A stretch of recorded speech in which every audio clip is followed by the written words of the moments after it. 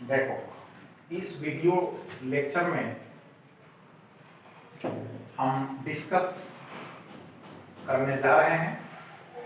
तो किस टॉपिक को डिस्कस करेंगे उसको पहले समझ लीजिए। यहाँ पर लिखे हैं इलेक्ट्रोमैग्नेटिक वेव, ठीक है, इलेक्ट्रोमैग्नेटिक वेव।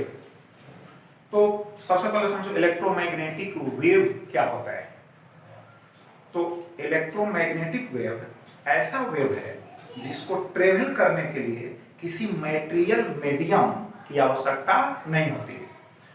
कहने का मतलब है कि without any material medium that can travel, बिना मटेरियल मीडियम का यह ट्रेवल कर सकता है, इसीलिए इसका नेम है इलेक्ट्रोमैग्नेटिक वेव। अब इसके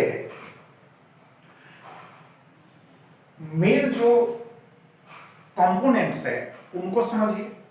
तो देखो, इलेक्ट्रोमैग्नेटिक वेव, इलेक्ट्रो और उसके बाद है मैग्नेटिक। इसका मतलब है कि मेन जो कंपोनेंट्स है इलेक्ट्रोमैग्नेटिक वेव का, जो मेन कंपोनेंट्स है उसको हम डिस्कस करते हैं। तो एक जो कंपोनेंट है उसका नेम है wiring electric field, wiring electric field vector. और दूसरा जो कंपोनेंट है इलेक्ट्रोमैग्नेटिक वेव का उसको कहते हैं वायरिंग मैग्नेटिक फील्ड वेक्टर।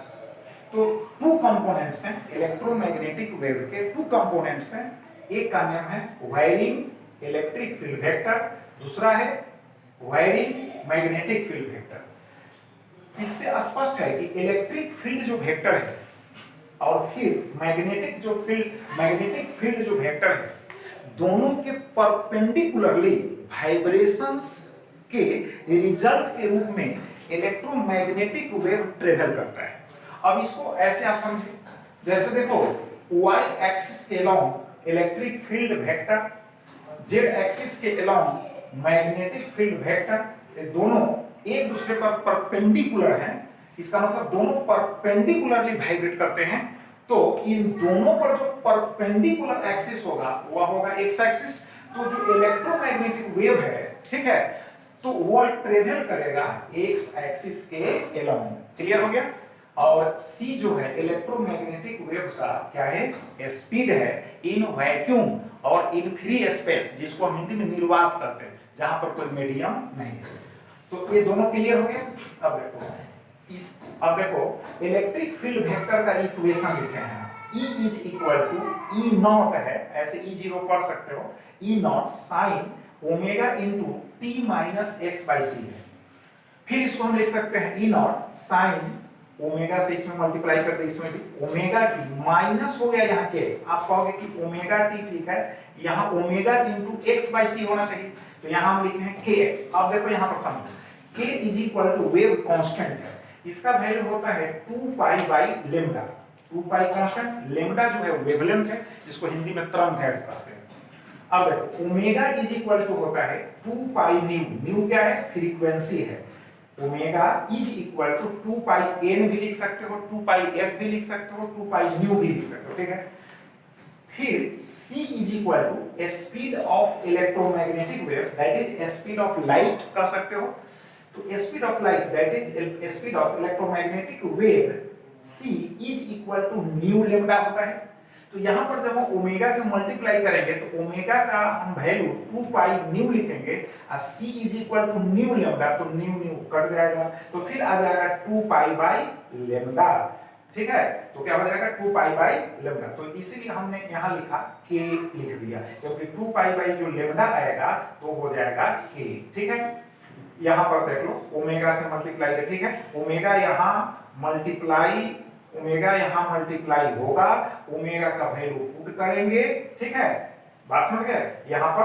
यहाँ पर जैसे देखो ओमेगा टी हो गया, ओमेगा यहाँ पर मल्टीप्लाई करते, फिर ओमेगा का वैल्यू पुट करेंगे, सी का वैल्यू पुट करेंगे, तो हमको एट लास्ट आ जाएगा 2 पाई बाई लेम्डा। एक्स तो यहाँ रहेगा नहीं, 2 पाई बाई लेम्डा, तो उसके प्लेस पर हम लिख देंगे के, तो यहाँ हो गया ओमेगा टी माइनस के एक्स। सिमिलरली मैग्नेटिक फील्ड का जो इक्वेशन है उसमें भी omega into t minus x by c है, ठीक है, एक्स पोजीशन हो गया, तो t minus x by c है, तो सिमिलरली हम यहाँ लिख दिया ओमेगा टी माइनस हो गया यहाँ के एक्स, ठीक है।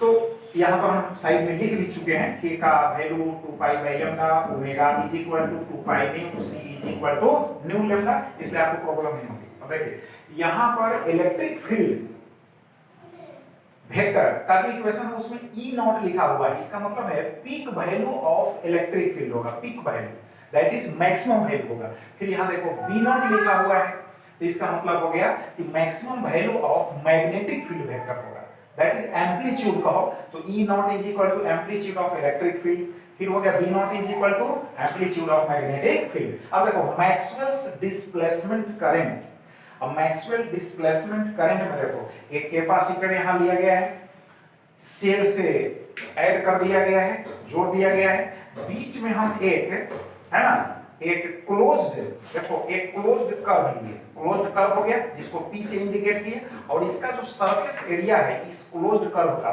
वह हो गया S, और ये जो इसका सरफेस एरिया है इस प्लेट के और इस प्लेट के पैरेलल में है। ये देखो दो प्लेट है, कैपेसिटर है, इसके एक प्लेट यहाँ और दूसरा प्लेट यहाँ, तो इसके पैरेलल में इसका सरफेस एरिया है क्लोज्ड जो कर्व है। अब इसको एक्सप्लेन यहाँ किया, देखो during charging the capacitor electric field on the surface S, जब हम इसको चार्ज करते हैं, कैपेसिटर को चार्ज करते हैं तो इलेक्ट्रिक फील्ड, तो ये होगा पॉजिटिवली चार्ज हो जाएगा, ठीक है, और ये होगा निगेटिवली चार्ज। देखो तो यहाँ पर ये जो सरफेस हम देख रहे हैं इसके इस सरफेस पर जो इलेक्ट्रिक फील्ड होगा, इलेक्ट्रिक फील्ड ठीक है एग्जिस्ट करता है, तो अब उस इलेक्ट्रिक फील्ड को यहाँ पर हम क्लियर कर दिए हैं। देखो during charging the capacitor electric field on the surface S है ना चेंजेस, जो इलेक्ट्रिक फील्ड यहाँ पर हम अंडरस्टैंड कर रहे हैं, समझ रहे हैं कि इस सरफेस पर जो इलेक्ट्रिक फील्ड होगा ठीक है वह वेरी करेगा, चेंजेस। क्यों चेंजेस? क्योंकि कैपेसिटर चार्ज हो रहा है, ठीक है, कैपेसिटर चार्ज हो रहा है, तो ड्यूरिंग चार्जिंग माइंड मेकअप कीजिए, ड्यूरिंग चार्जिंग जो होगा इलेक्ट्रिक फील्ड दोनों प्लेट्स के बीच में जो एग्जिस्ट करेगा वह इलेक्ट्रिक फील्ड इसके सरफेस पर भी एग्जिस्ट करेगा, ठीक है, तो वह जो इलेक्ट्रिक फील्ड इसके सरफेस पर एग्जिस्ट करेगा, इन दोनों के बीच में इलेक्ट्रिक फील्ड एग्जिस्ट किया तो इस सरफेस पर भी एग्जिस्ट किया तो चेंज होगा, वेरी करेगा, ठीक है, clear. Now magnetic field at points on the curve, अब देखो जब इलेक्ट्रिक फील्ड ऐसे एग्जिस्ट कर रहा है तो उसके अराउंड में, जब इलेक्ट्रिक फील्ड है तो उसके अराउंड में मैग्नेटिक फील्ड भी क्रिएट होगा, उसके अराउंड में मैग्नेटिक फील्ड क्रिएट होगा। तो now magnetic field at points on the curve, on this curve, देखो कर्व P, इस कर्व का नेम हमने यहां रखा P, इज एक्सप्रेस्ड एज, देखो यहां लाइन इंटीग्रल ऑफ, लिखा हुआ है line integral of magnetic field around, ठीक है, क्लोज्ड कर्व, तो यहां हो गया is not equal to mu not I.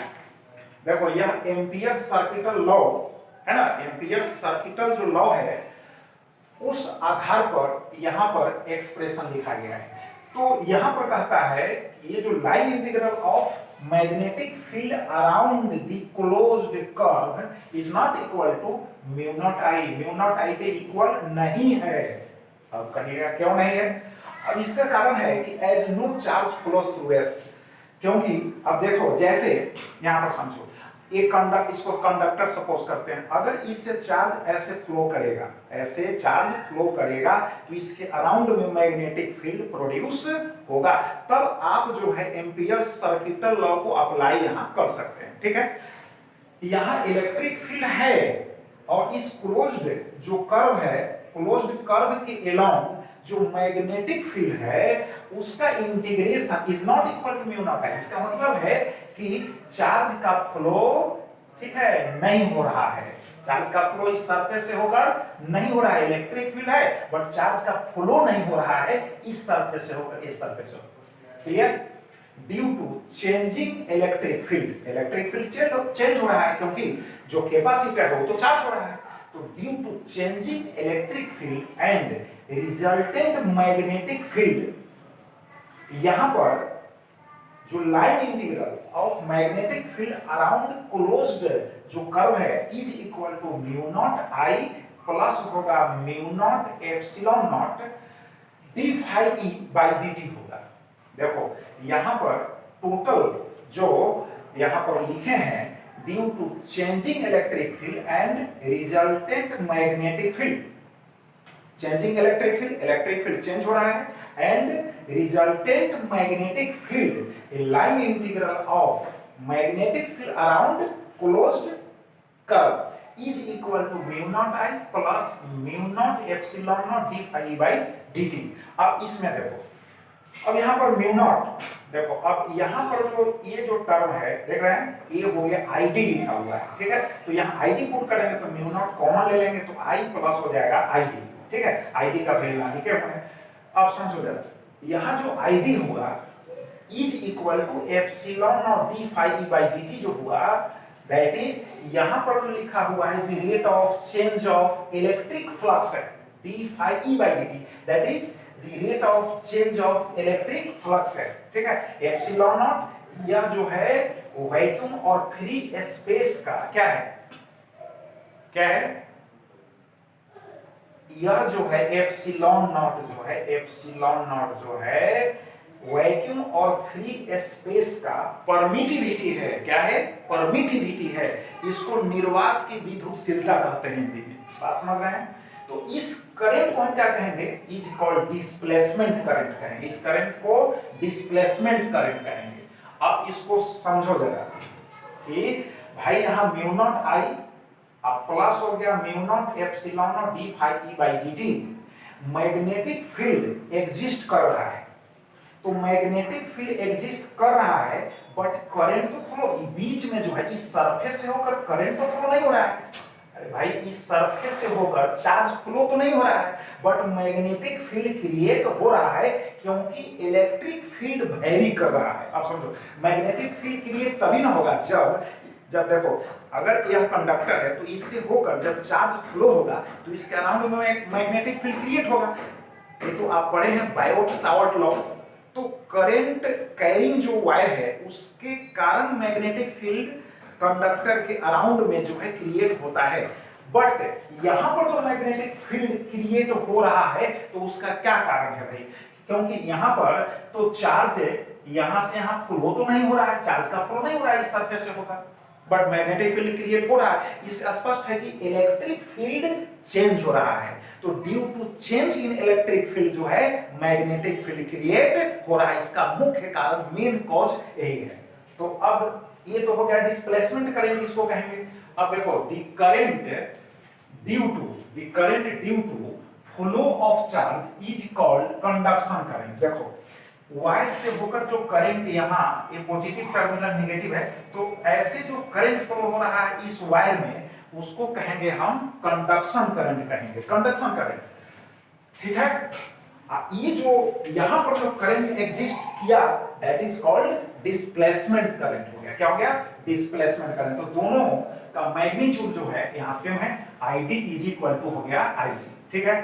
अब देखो स्पीड ऑफ EMW, इसका मतलब electromagnetic wave in vacuum that is in free space का, इलेक्ट्रोमैग्नेटिक वेव का फ्री स्पेस जिसको वैक्यूम भी बोलते हैं, हिंदी में निर्वात समझते हैं, जहां पर कोई मीडियम नहीं होता, माध्यम नहीं होता है, तो C is equal to 1 by mu not epsilon nought है। म्यू नॉट क्या है, देखो फ्री स्पेस का जहां कोई मीडियम नहीं है उसका जो है परमिबिलिटी है, चुंबकशीलता कहिए, ठीक है, चुंबकीय प्रॉपर्टी गुण कहिए हिंदी में, ठीक है, और इंग्लिश में मैग्नेटिक प्रॉपर्टी कहिए, ठीक है। तो वो जो वैक्यूम है जहां पर कोई मीडियम नहीं है, और उसको फ्री स्पेस भी कह सकते हैं जहां पर कोई मीडियम नहीं है, तो उस स्थान का, ठीक है, वह मैग्नेटिक प्रॉपर्टी हुआ दैट इज परमिबिलिटी हुआ, ठीक है।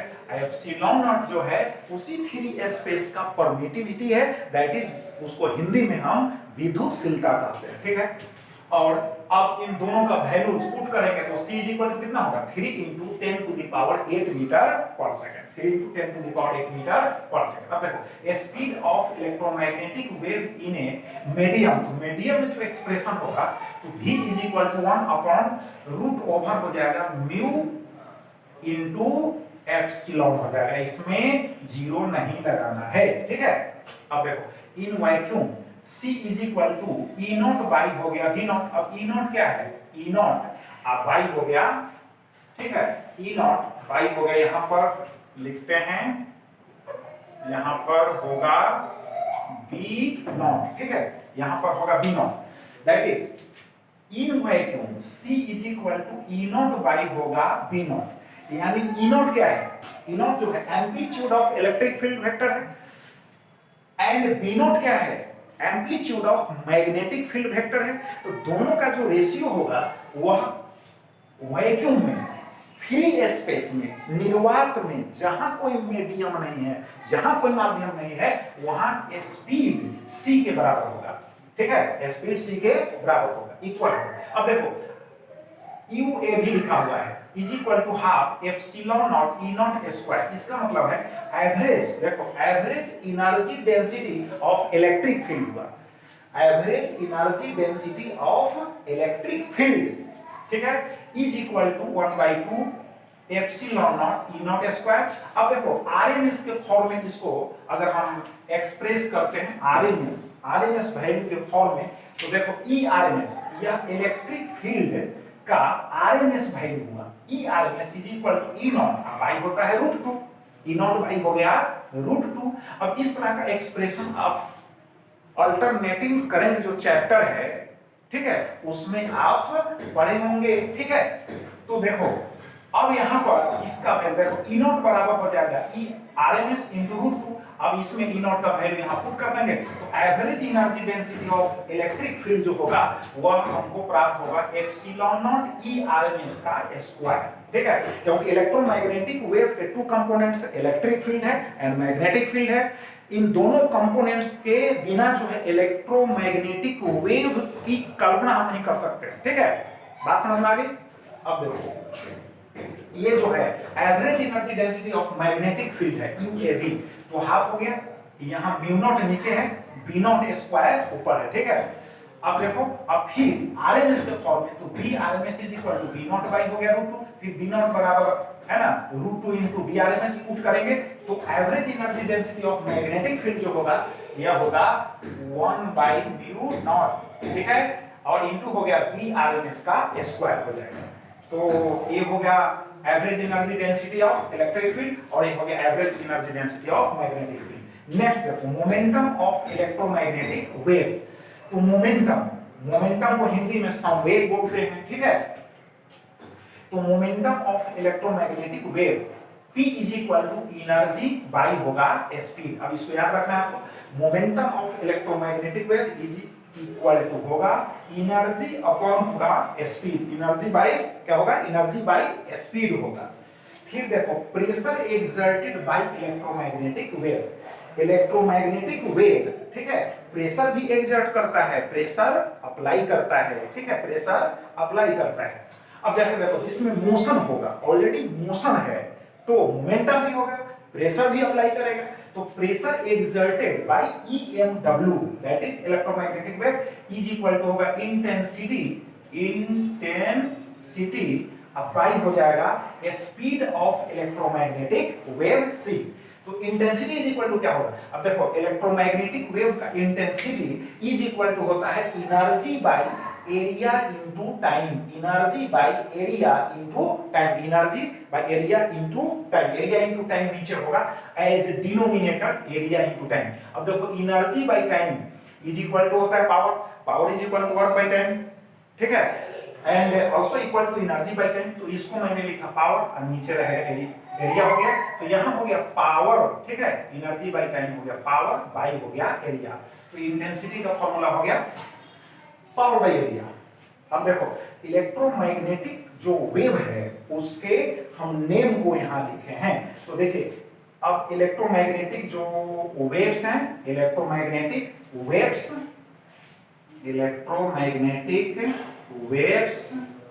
को यहां पर आप देखेंगे लिखा हुआ है फर्स्ट में रेडियो वेव्स, क्या लिखा हुआ है, रेडियो वेव्स, सेकंड में है माइक्रोवेव्स है, थर्ड में है इंफ्रारेड रेज है, और फोर्थ है विजिबल लाइट है, फिर उसके बाद यूवी रेज है, यूवी रेज मींस हो गया अल्ट्रा वायलेट रेज हो गया, फिर एक्स रेज है, उसके बाद है गामा रेज है। ये सभी जो हैं इलेक्ट्रोमैग्नेटिक वेव्स हैं। अब इनके वेवलेंथ्स का रेंज अलग अलग होंगे, ठीक है, वेवलेंथ्स जो है का रेंज अलग अलग होंगे, बात समझ में आ रही है।